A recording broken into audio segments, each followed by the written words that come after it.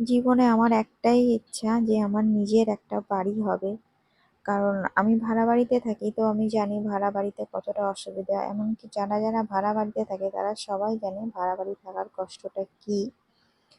তো সকল মেয়েরা, এখনকার মেয়েরা অনেক এগিয়ে কত সুন্দর কাজবাজ করছে, চাকরি বাকরি করছে। তো আমি এটাই বলবো যে সবাই যে যার জায়গা থেকে সাবধান হয়ে যাবে। কারণ আরজি কলের যে ব্যাপারটা হলো, ওটা তো গা শিরিয়ে ওটা একটা ব্যাপার। মানে মোট কথা আমরা ডাক্তারের কাছেও সেফ না। আর যারা ঘরে বসে কাজ করছে তাদের কথা আলাদা। যেরকম আমার এটা ঘরে বসে কাজ করতে হয়, আমার বাইরে খুব একটা যেতে হয় না। তবুও চোখ কান খোলা রেখে আমাদের কাজ করাই উচিত।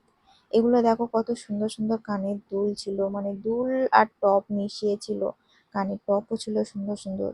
এত এত কিছু ভিড়ে, মানে এত কিছু থাকা সত্ত্বেও দেখো আমি কিন্তু কিছুই পরি না। কারণ আমার পরতে ভালো লাগে না, এই কারণে।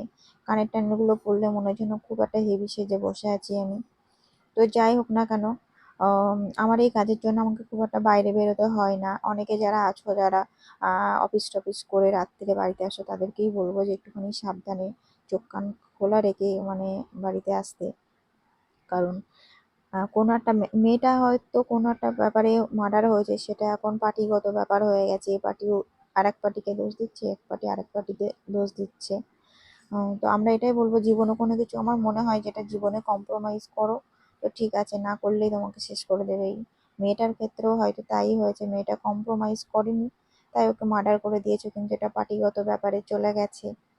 তো সবাইকে এটাই বলবো, ভালো থাকো, চোখ কান খোলা।